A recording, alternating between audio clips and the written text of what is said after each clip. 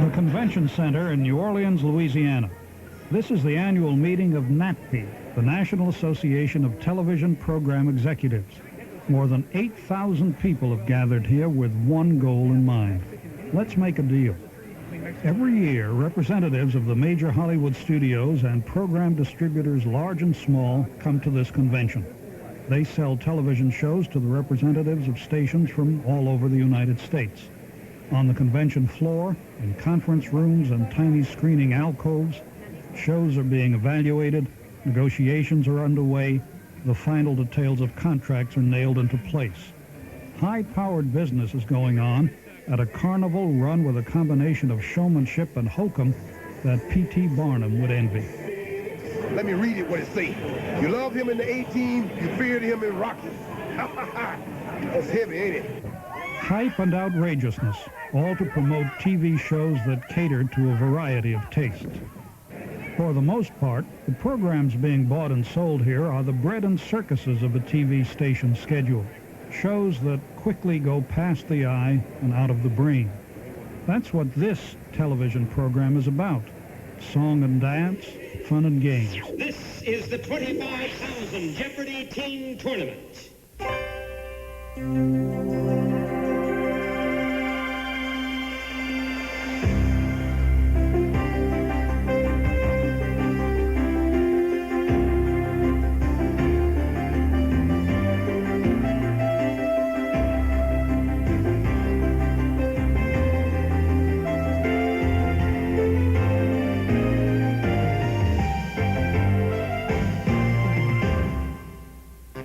Television is funded by a major grant from MCI, offering fiber optic and digital technology for long-distance voice and data transmission.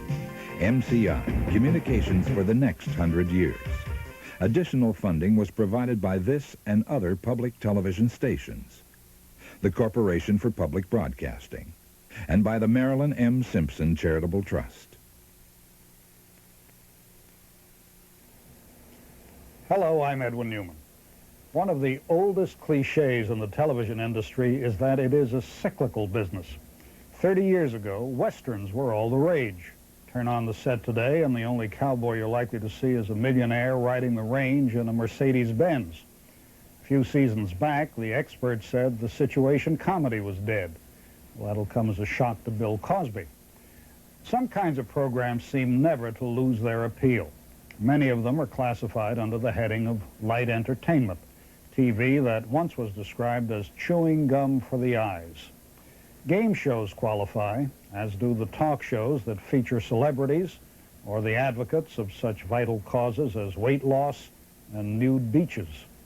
Such fun and games are the subject of this week's program, as well as another kind of once popular light entertainment that has defied virtually all attempts at resuscitation, the variety show. And now, from the Hollywood Palace, here is your first host of the new season. In every color, from the blue of the sky to the gold of the day, Bing Crosby!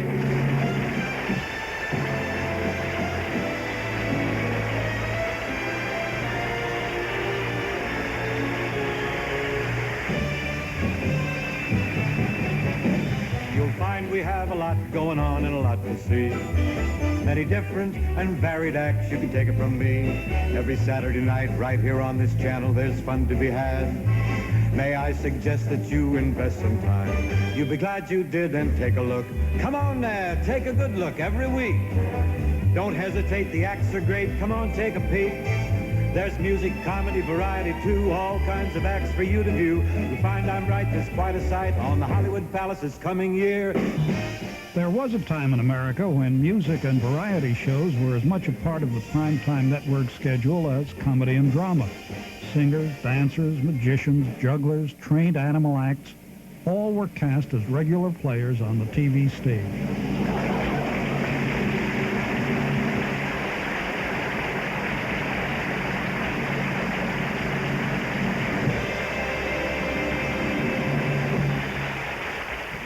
Ed Sullivan was the host of the biggest variety show of all. For 23 years, he introduced us to the stars of popular music, Broadway and Hollywood, ballet and classical music. He brought to his New York stage acts from all over the world. It was a huge video vaudeville show with something for everyone. You ain't nothing baby now, baby, come on and work it on out. Work it on out, baby, work it on out. Work it on out. You know you look so good. Button Strike presents Your Hit Parade. 30 years before MTV, Your Hit Parade was producing an early species of music video. It was a countdown of the top 10 tunes on the record charts. When a song remained popular for weeks at a time, different ways to present it had to be contrived. A hit like the Tennessee Waltz strained the ability of producers, singers, and the show's overworked dancers.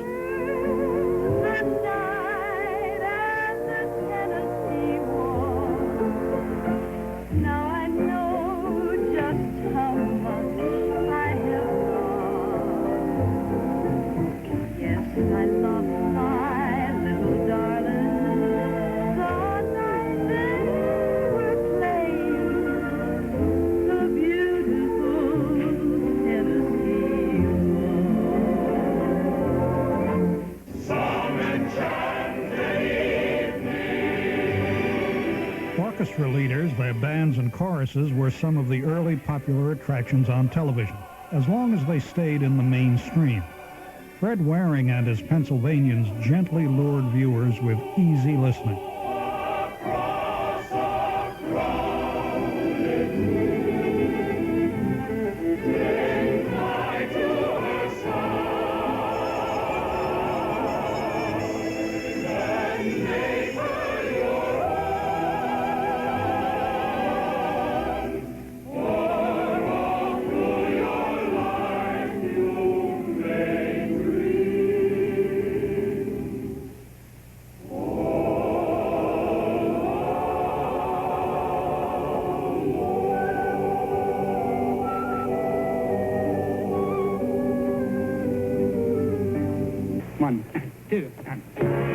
Lawrence Welk's musical variety show began in 1955 and did not go off the air until 1982.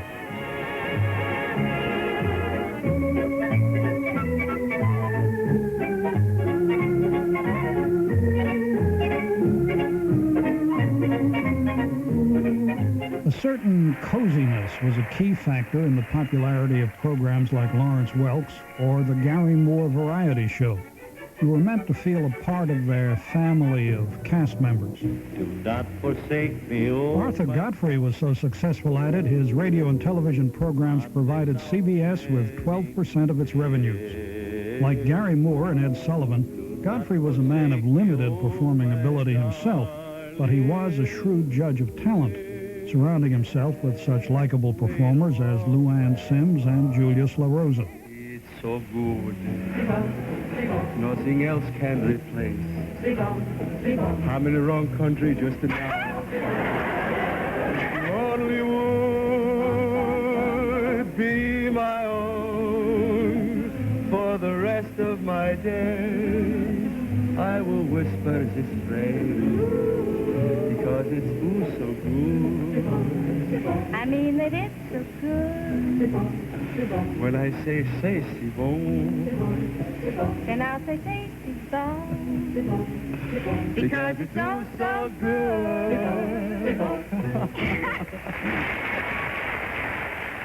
The most popular singers in the country were given their own shows. Come on to my house, I'm gonna give you candy. Come on to my house, I'm gonna give you apple, a plum, and an apricot too. Dream along with me. I'm on my way to the star. Come along, leave your worries where they are. You didn't think I knew the lyrics, huh? Oh, give me land, lots of land, under starry skies above. Don't fence me in, let me ride through the wide open country that I love. Don't fence me in. My mama done told me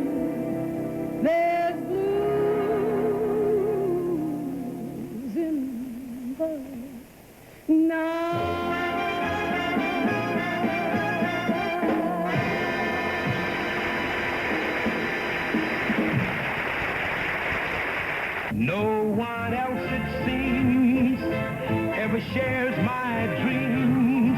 And without you, dear, I don't know what I'll do. Nat King Cole was a rarity, a black performer with his own show. Despite his great musical talent, NBC was unable to attract a national sponsor, and Cole was off the air after little more than a year.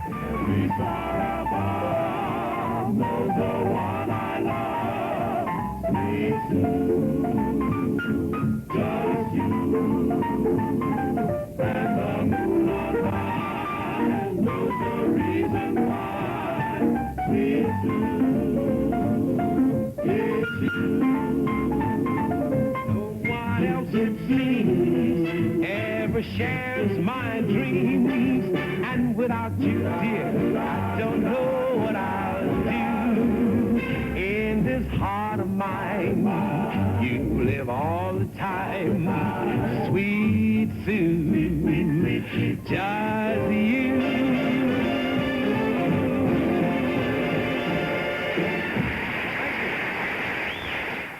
Musical variety was enjoyable, disposable fun.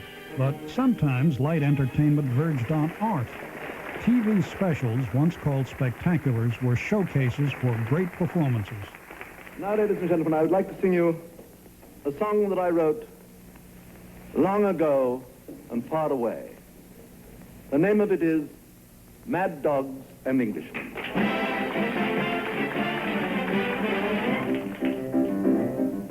In tropical climes, there are certain times of day when all the citizens retired, tear their clothes off and perspire. You know, it's one of those rules that the greatest fools obey because the sun is far too sultry and one must avoid the hot, dry little rain.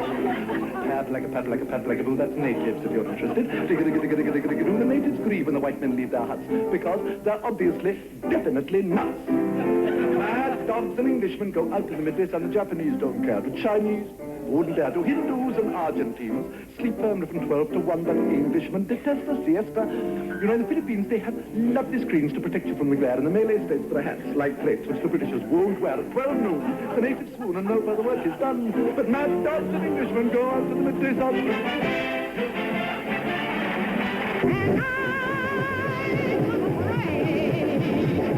I'd climb the highest mountain if I knew that when I climbed that mountain, it's on top of the world.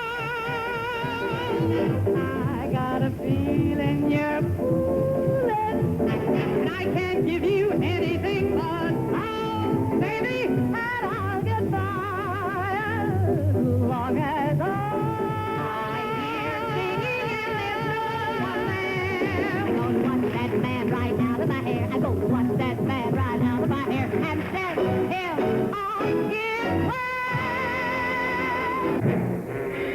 Specials brought together outstanding entertainers. A boy like that, kill your brother. Find another. One of your own kind. Stick to your own kind. A boy like that wants one thing only, and when he's done, he'll leave you lonely. He'll murder your love. He murdered mine. Just wait and see. Just wait, Maria. Just wait and see.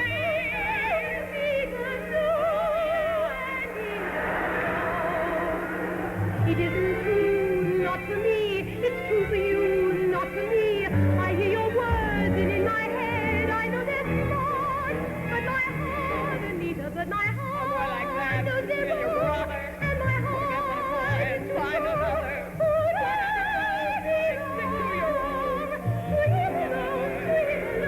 One thing I know, I don't care what I don't know.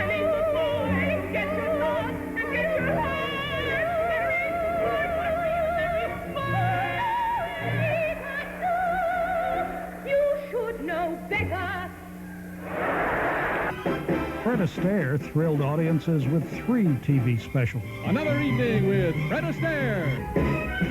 Fascinating rhythm, you got me on the go. Fascinating rhythm, I'm all equipped. What a mess you're making, you ladies want to know why I'm always shaking just like a flipper. Each morning I get up with the sun, start to hop and never stop, and find that no work to be done.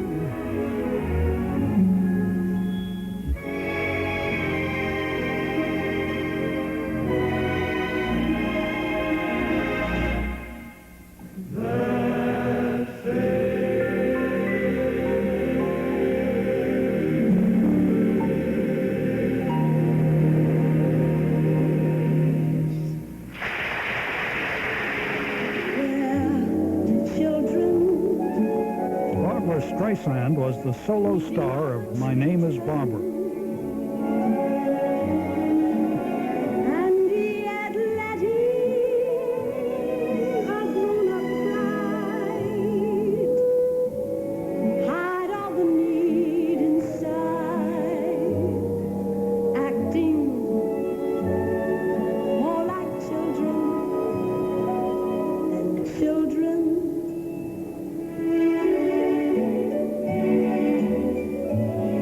Lovers are very special people. They're the luckiest people in the world. With one person, one very special person, a feeling deep in your soul says you are half, now you're whole. No more hunger and thirst. First be a person who needs people. People who need people are the luckiest people in the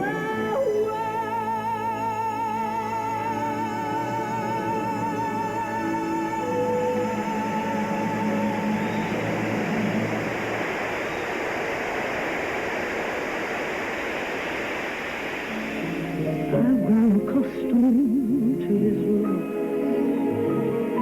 accustomed to his voice,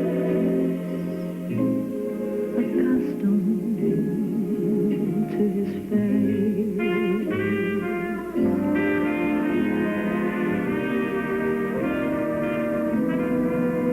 Oh, surely I could always be that way again, and yet I've grown accustomed to his look, accustomed to his voice, accustomed to his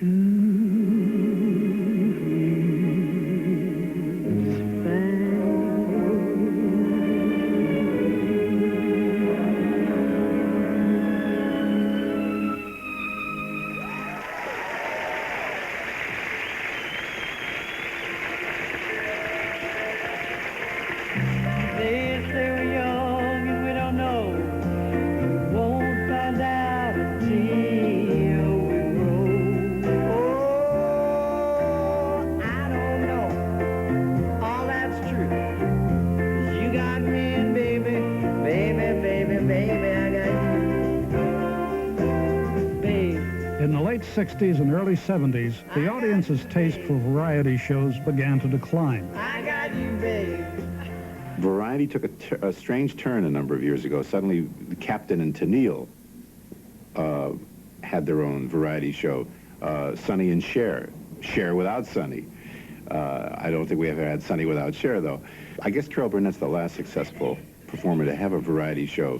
What am I going to do? Captain Butler is coming over, and he's got money, and I got to get it. And look at me. I look like the inside of a goat's stomach. Where? Well, Miss Dollar, the Yankees done stole all your clothes. I know that, stupid. Look, Miss Dollar, isn't that Captain Butler's carriage now? Oh, Lord, what am I going to do? Well, I've got an idea. When he comes in, why don't you hide behind the drapes? Sister, help me take these down. Well, what's he doing that for? Never you mind. Now, listen, when he gets here, you just keep him busy. You understand? Yes, sir. Because I've got me a dress to make. Yes, sir. What I say? What I say? What I say? I'm making something.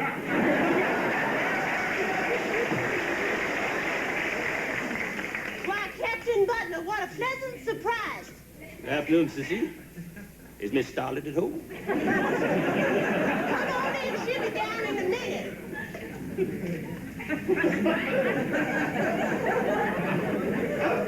I really like what you've done with the place.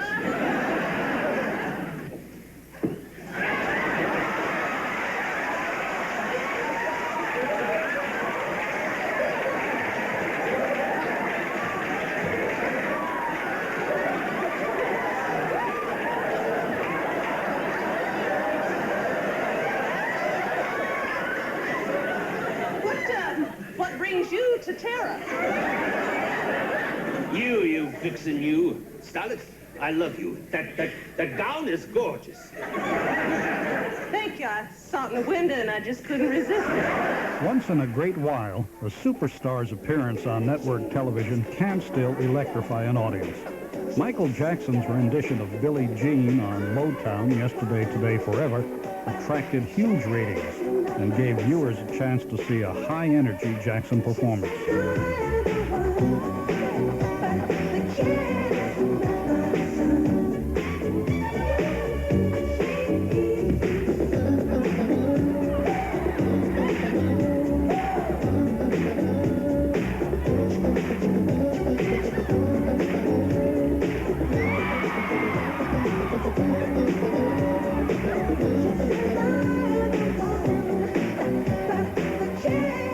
Another musical phenomenon has had a profound effect on TV variety shows and the way we see popular music on television.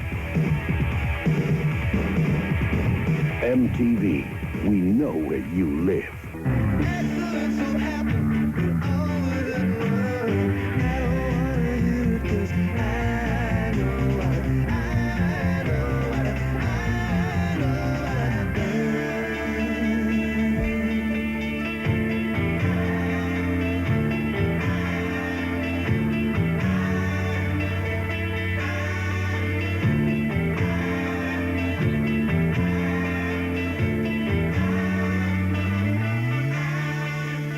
MTV changed it a lot by putting that much money into 3 minutes.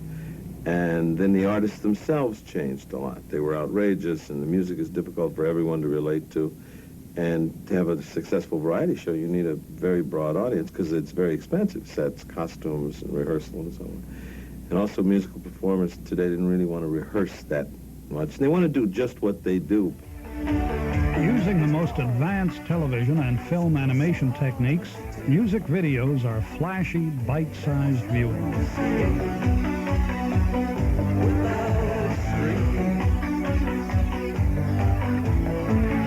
You kept it going till the sun fell down.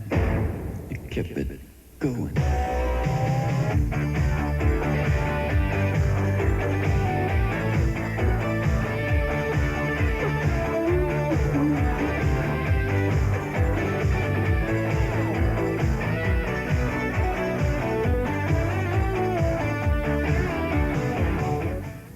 And it's difficult to capture the performance of a Bruce Springsteen or a Mick Jagger in a variety show.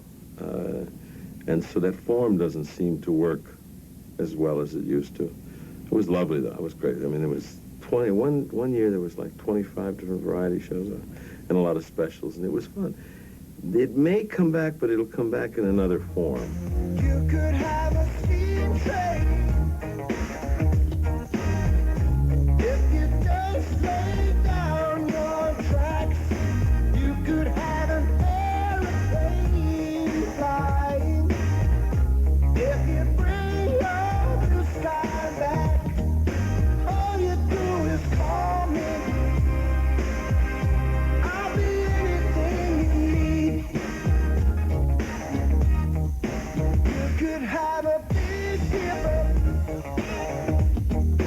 going up and down all around the bends. You could have a bumper car bumping. There's amusement never ends. Well, the clock will go around again, but they'll have to come back in a different form. I mean, you just couldn't stand up and do the Ed Sullivan Show today. Nobody'd care. They do still care in other countries. The musical variety tradition is alive and dancing, with showbiz gimmickry, catchy tunes, circus acts, clowns, and chorus girls. Variety shows attract TV viewers in Brazil and in Italy. And you just gotta look right, going out on the street, in the beat, you're feeling sharper than night. The American influence is clear, from the English lyrics to the expensive, overdone Hollywood sets. But the variety show Rifatissima comes from a studio in Milan.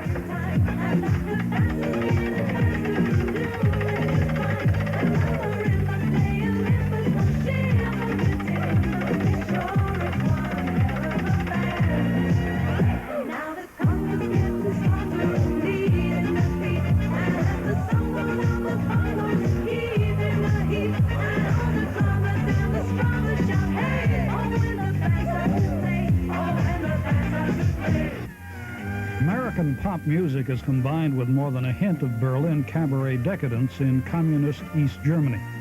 Knowing that viewers have a choice between the state-run service and TV from the West, East German broadcast officials fight back with shows that would make American programmers blush.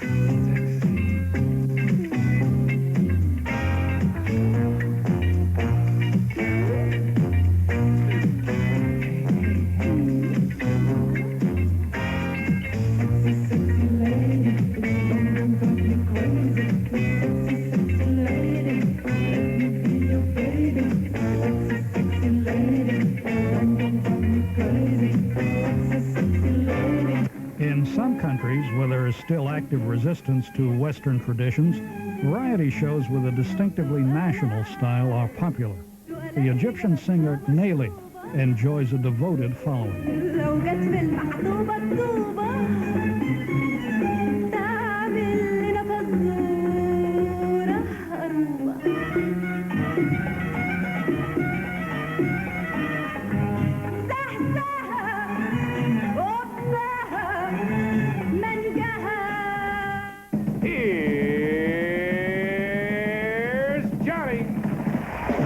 Suspect in the death of the variety show on American television is the talk show.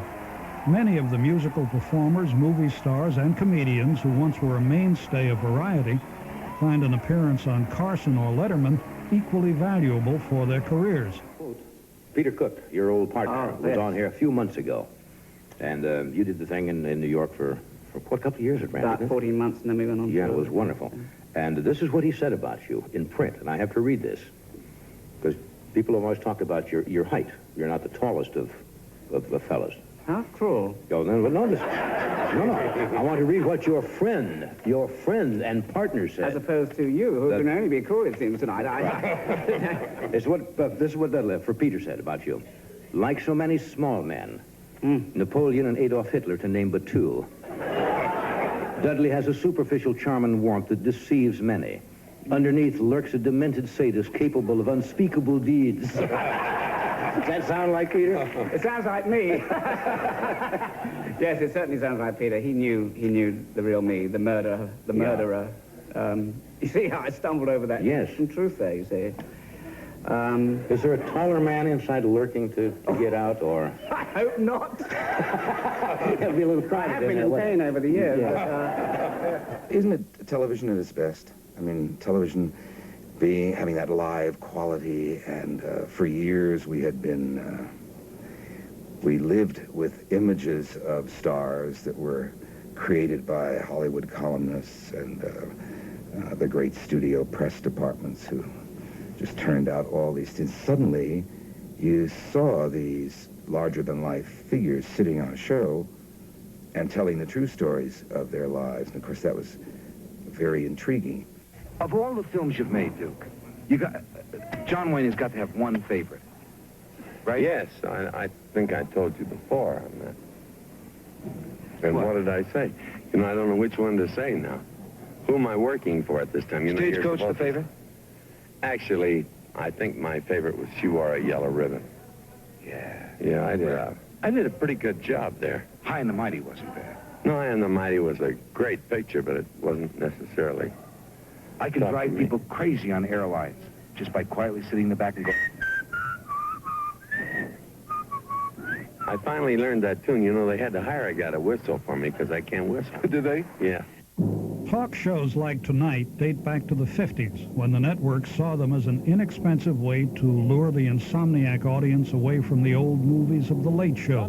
The first incarnation of Tonight starred Steve Allen. In case you're just joining us, this is Tonight. And I can't think of too much to tell you about it, except I want to give you the bad news first. This program is going to go on forever. Boy, you think you're tired now. Wait till you see 1 o'clock roll around. It's a long show. Goes on from 11:30 here in the East, that is, from 11:30 to 1 in the morning. And we especially selected this particular theater. This is a New York theater called the Hudson. And we especially selected this for this very late show because this theater's, I think it sleeps about 800 people. And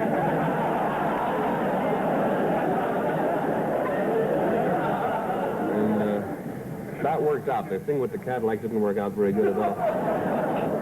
This is kind of a mild little show. I don't expect you to say, boy, what a program. No, just look at it and... decide in about a week what you think about it. It's not as spectacular. It's going to be kind of a monotonous, I think. Is more the idea. I'll just be here and I won't take up too much of your time. So I guess that about covers everything. This is actually the third number in a series of shows that Pat Weaver and the NBC network plans to project perhaps indefinitely. The first program, as you know, was the fine show that Dave Garroway does in the morning called Today. And then there's Arlene Francis's program in the afternoon called Home. And this is the third program of the series, as I say. This is called Tonight.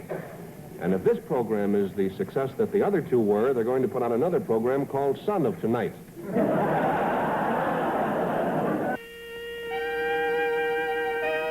Allen was succeeded by Jack Parr. The National Broadcasting Company and its affiliated stations from coast to coast present the new Tonight, starring Jack Parr. And it's all live from New York. You know, this is an hour and 45 minutes a night, and I can't figure it out, really. It's a telethon, but I can't figure who it's for.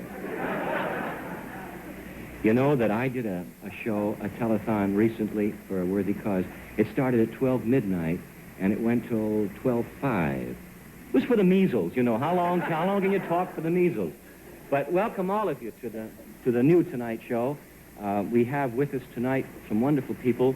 Jack Parr was the beginning of talk shows. He really was. Jose Mellis and the orchestra. It is always credited to Steve Allen, but Steve Allen did a lot of comedy bits. He's Man on the Street, and he had a company of players and everything. But Jack Parr took the essence of conversation and made it fascinating. He took little tiny bits of things and made them interesting. Listen, you gotta be swell. We just keep moving around. What do you do for exercise? I stumble and then I fall into a coma. What about that? Would you care to see my truss? Well, that's the best offer I've had in years. TV talk is cheap and often unpredictable. Sophia, would you characterize him as the cliche phrase that's been around since I think the 1940s, the Latin lover? Yes. Truly? Yes, he is a Latin lover. Oh, fuck off, yeah. I am a Latin lover.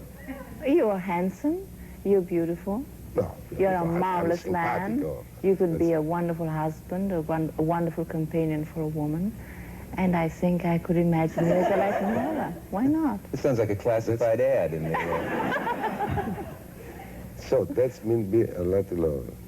I don't understand. What do you see as a Latin lover? Desi Arnaz? I think. I don't know him. Yes.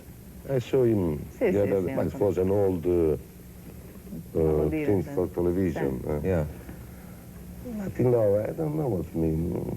I think first it must be a tremendous worker of sex. Oh, yes. I am not. I think I'm very normal. Some of the water here.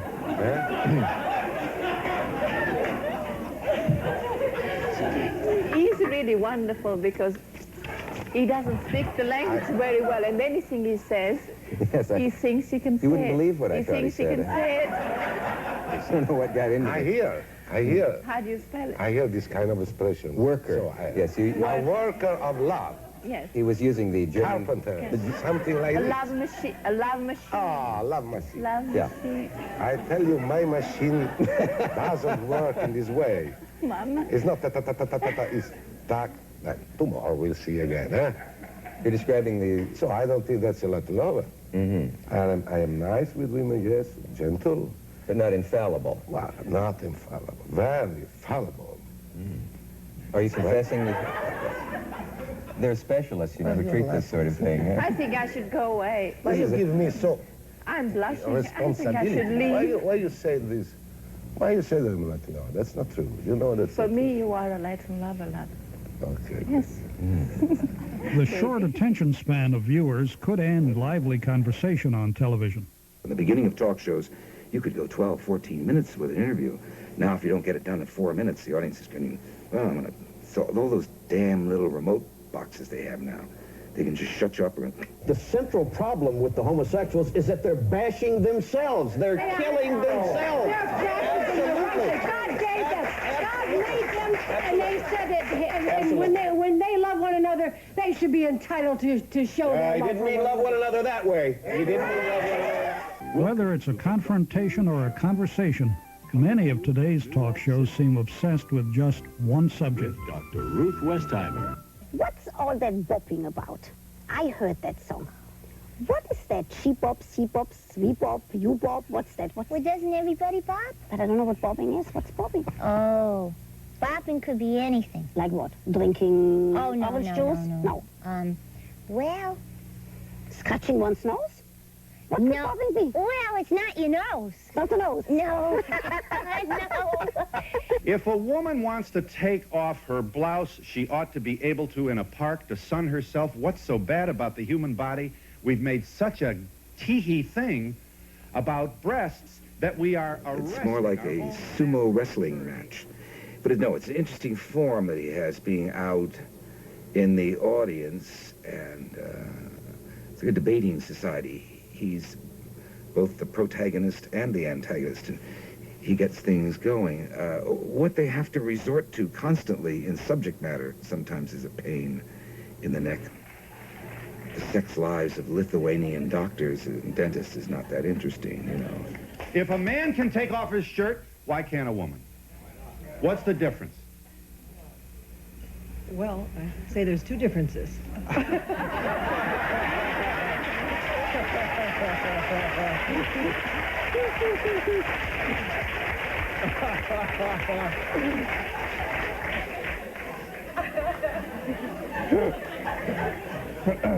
It's going to be one of those shows.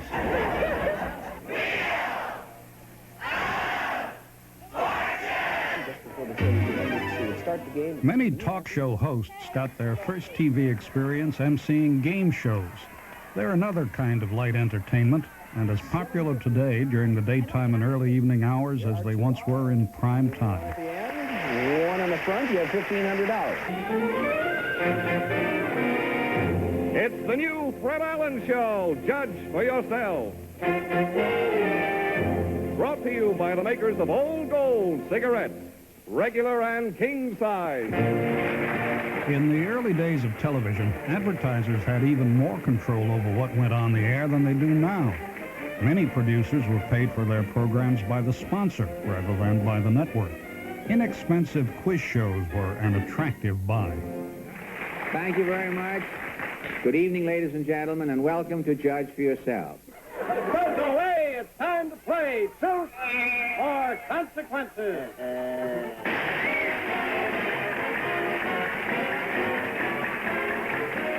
Here's one. It's a little bit on the classical side. I want to listen and see if you know the name of it. Pete? Game shows go back to the early days of radio. There were game shows like Stop the Music with Burt Parks and Break the Bank. Game shows were a staple in radio. That one I don't know. And so when television came along, it just automatically happened that this genre very easily moved over to television. It just had to happen. And they are produced a lot more simply than a lot of situation comedies or movies for television these days. They are more cheaply produced, and people enjoy them. Now, sir, if you'll whisper your secret to me, I'm sure the folks at home would like to know what it is.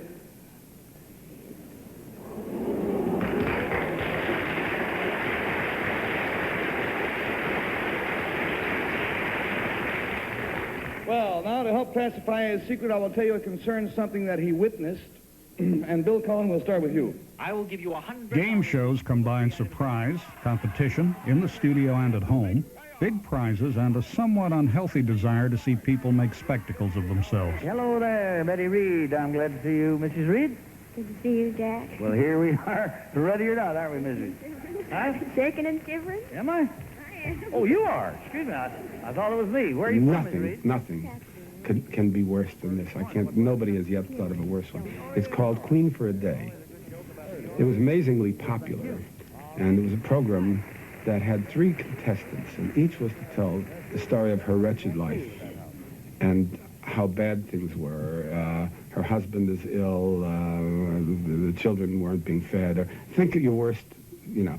And the competition was for them to top each other. One had to tell a sorrier story than the other. Well, I'd like to move to San Diego. You see, my husband's in the Naval Hospital there. Oh. And he's not able to come back to the valley because he has bronchial asthma. Well, I would ask for either one or a pair of artificial legs for my husband. For goodness sake. And a suit. Why do you want the twin bed? Well, 2 of my sons have to sleep together, and the one 4 years old has cerebral palsy. Yeah. And he has to sleep in a large shoe and a large brace. The one who won was then bedecked with queenly robes and a crown and was pronounced queen for a day, and they began to throw at her refrigerators and television sets and all this kind of... And she would always cry. That was, of course, a big moment. Congratulations to you and best wishes for a real thrilling race. Now, Mr. Jack Bailey says goodbye. I think we wish you to make every lady in America queen for every single day. I mean it. Thank you. I don't know what kind of mind could have conceived such a show or even thought that this kind of show ought to be on the air, but it's truly the worst. And now, your host on The Price is Right, Bill Cullen. Yeah, hello. Thank you all and welcome. And good to have you here. It is our pleasure. And to you folks at home, hello and welcome to The Price is Right. Game shows were among the highest-rated shows on network television. It's a Go-Go Mobile. What is your name, please? My name is Sir Edmund Hillary. What is your name, please? My name is Sir Edmund Hillary. What is your name, please? My name is Sir Edmund Hillary. 2 of these people are imposters. Only one is the real Sir Edmund Hillary and is the only one sworn to tell the truth. The question of honesty almost destroyed the game show. In just a moment, Charles Van Doren, whose winnings to date here on 21 amount to $143,000, will play against Mrs. Vivian Nearing, a lawyer. Charles Van Doren, a Columbia University English instructor, won an enormous jackpot on the quiz show 21. In 1959, he confessed that he had received answers in advance. I feel better than I have in a long, long time. I hope nobody ever gets in this situation. I really hope that they never do. But there's only one way to live with it if you do, and that is to tell the truth. The late Jack Berry was the host and co-creator of 21. Either player in the studios can hear anything until I turn their studios on the air, and they can see nobody in the studio audience because of the way the lights are constructed. In the first few weeks, we didn't resort to the practice. But after the 3rd or 4th week, we had a couple of contestants who missed every question, and it was painful. And the sponsor and the advertising agency called and said, don't ever let that happen again. Well, with my background and knowing what had gone on in every other program, I said, don't worry, it won't ever happen again, and it didn't. We gave help to the contestants that we felt we wanted to win. It was a standard common practice in the United States on all programs of that nature.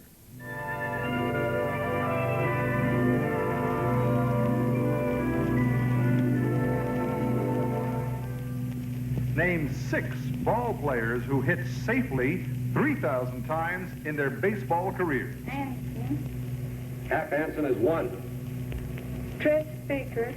Tris Speaker is 2. President Eisenhower said that quiz show rigging was a terrible thing to do to the American people. A congressional investigation and public uproar led to the cancellation of several game shows, including 21 and the $64,000 question. Paul Weiner.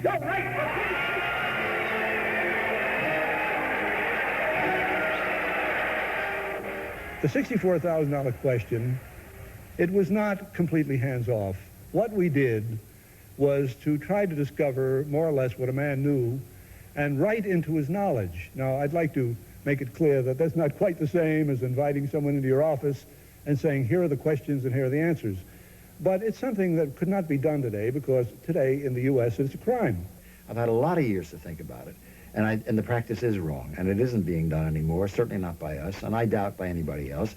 There are so many safeguards now. There's practically an FBI watching over game shows now during every taping session.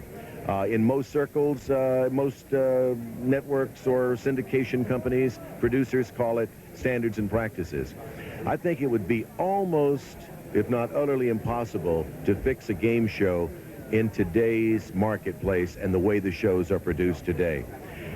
If it ever happened again, if somebody did get by with fixing a game show again, I think we would have there would be a very strong chance that game shows would be destroyed forever. It's a brand new round, no scores yet. Let's see how you do with our first problem this morning. See?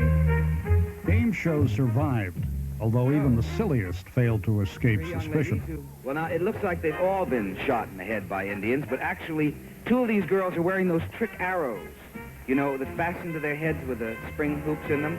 One girl has a real arrow shoved through her ear. No, shoved through her hairdo. And she is the one we're looking for now. I had started Player Hunch after the scandals when they brought it back. And we would get letters from people saying, "Dear Merv, you're not kidding me. I saw a shadow move in the background. Someone's handing them the answers." Successful formats were reproduced all over the world. My line. Your partner was related to you, but not by marriage. Maybe well, in a way he was related. Yeah, the partner is related in a way. It's a matter of association. Well, could the partner have been an animal or something of that sort?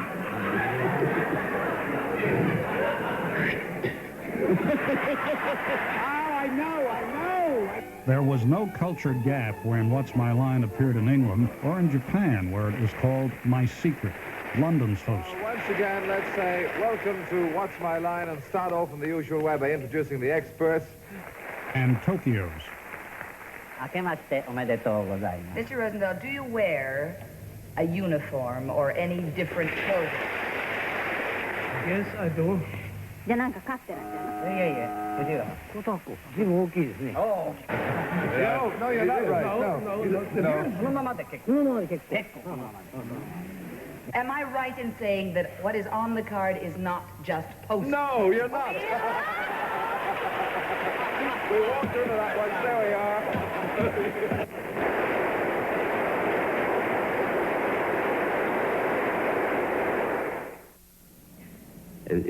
Does this name appear on an automobile? On a what, you say? Is there a similar name on an automobile? Is your name ever on an automobile? Not in this country, no. On an automobile? Yes. Are you, and this is just a wild guess, but are you Abraham Lincoln? Sooner or later, every Hollywood star appeared on America's What's My Line as a mystery guest, complete with a disguised voice.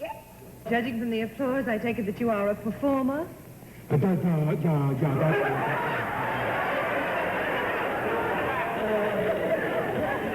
Have you done serious dramatic parts in pictures? Oh, yeah. 3, 2, 1. Now what's the budget? Come out of the hat. Game shows truly went international with the contest broadcast throughout Europe. Jeux sans frontières, games without borders, pitted nation against nation and parodied the solemnity of sports reporting and the silliness of much of TV's fun and games. Switzerland versus Yugoslavia. It's the Japanese who produce the most demanding game shows. The packed sports arena is the first phase of the Ultra Quiz. One yes or no question is asked of each of 5,000 contestants. Those who answer correctly move on to the next step. On board a jet headed east, they take an 800-question written exam. Those who receive a passing grade are congratulated and continue to play.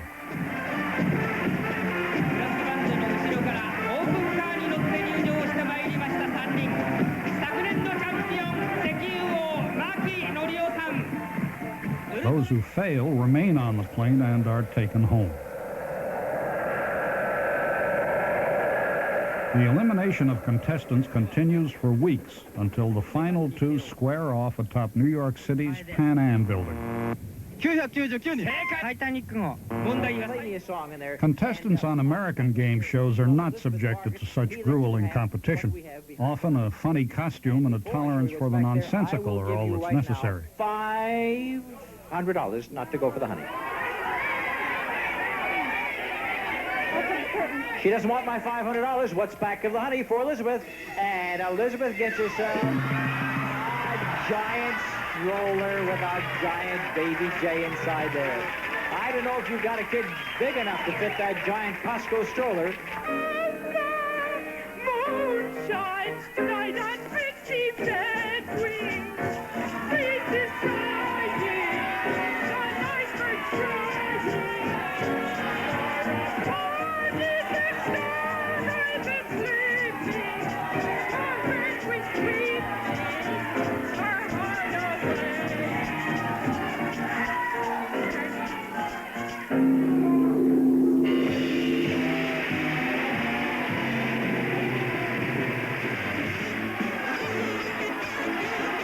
For the chance to be on television, players will suspend any feeling of embarrassment. My name is Patricia Hodges, and I work for a brokerage firm, dealings in stocks and bonds. Okay, you probably date a lot because you're gorgeous. So what do you fear when you go out on a date? Men's hands. I like men that only have two hands. You see, I've been out on plenty of dates, and you get out and alone, and you find out that instead of just two, there's 8 more little hands hidden somewhere. Some producers see more entertainment value in the way a game is played than the behavior of its contestants or big prizes. Merv Griffin created both Jeopardy and Wheel of Fortune. The game is the thing. Same as Broadway. The play is the thing. And you never can get around that. It all comes back to, I mean, you can merchandise shows, you can do people can win millions. I mean, there's a $1 million game on right now. But nobody cares because the play's the thing. The game is the thing. Still, even a game show can teach an unexpected lesson. Let's go over to football for $100. Let's have 2 women here. Okay. The fans saw the first one on December 7th, 1963. This year, the officials used them. Karen? What is it? A replay? Televised You're right, replay. yes, and you got it away from Bob. Way to go. Sock it to him. All right, Karen, you select. Football for 200. Good girl. 1, 3, or 5 seconds, the best hang time for a punt. Karen again. What is 5 seconds? Right. Football for 300. Developed in the 1950s by Paul Brown, it's a 5-yard penalty for grabbing one, 15 yards if it's pulled. Karen again. What is face mask? Yes. Football for 400. Winners of the most NFL titles. This team was first franchised to J.E. Clare of the Acme Packing Company. Gail. Who are the Pittsburgh Steelers? Sorry, that is wrong. Karen. Who are the Green Bay Packers? Correct. Football for 500. Named NFL commissioner in 1960, he raised eyebrows ordering games played 2 days after JFK was shot. Bob? Who is Pete Rozelle? Aren't you glad you got in? That'll teach you. Chauvinistic comments on this program will always get you into a great deal of trouble. As long as they're reviewing alternatives, there's nothing wrong with fun and games. Popular music, talk shows, questions and answers. They're a lightweight, relatively harmless way to pass the time. A cure for disease or an end to war will not be found here. Just entertainment. I'd like to solve it, please. Nobel Peace Prize. Yeah, there you go. Sorry, I misheard you there. For television, I'm Edwin Newman.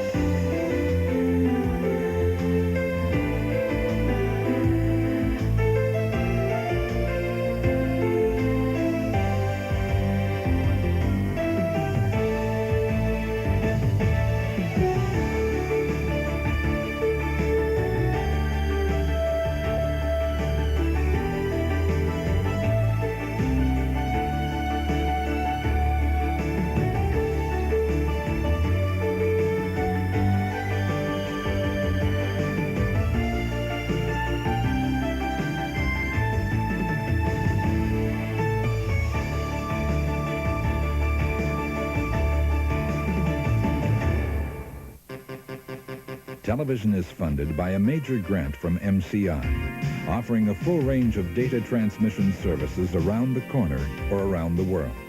MCI, communications for the next 100 years. Additional funding was provided by this and other public television stations, the Corporation for Public Broadcasting, and by the Marilyn M. Simpson Charitable Trust. A companion book to the television series has been written by Michael Winship and is available in bookstores and libraries.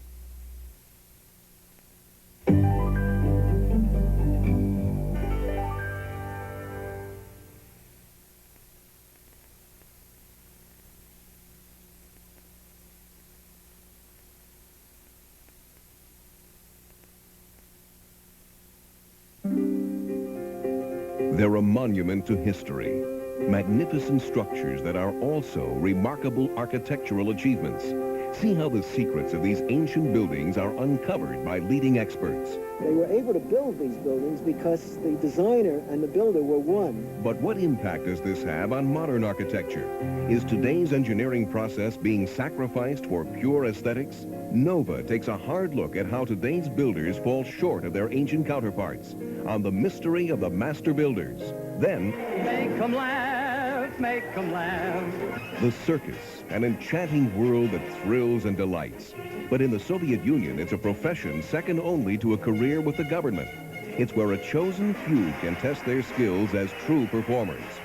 Next on National Geographic, go backstage to see the inner workings of a profession committed to art. Don't miss the mystery of the master builders tomorrow and Inside the Soviet Circus Wednesday.